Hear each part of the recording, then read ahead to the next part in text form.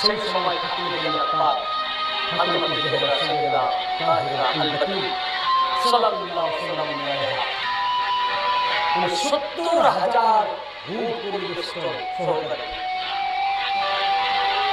আল্লাহর আরশের কাছে চলে আসবেন। ওনার ডান কাঁধে থাকবে সবুজ রঙের বড় ইমাম পাকের বিষ খাওয়ার ফলে ওনার যে শরীর হয়ে গেছিল ওই বিষ মাখা তার নিশানি সবুজ কাপড় ওনার পিরহান। আর বাম কাঁধে থাকবে কারবালা শরীফের রক্তাক্ত ছোট ইমাম পাকের যে কাপড় রক্তে রঙিন হয়ে গেছিল, লাল হয়ে গেছিল, সেই পিরহান সেই কাপড় বাম কাঁধে থাকবে।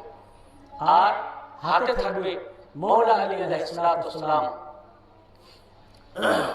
ওনার শাহাদাতের সময় ওনার যে পুরো চেহারা মুবারক লাল হয়ে গেছিল, সেই ইমাম মওলা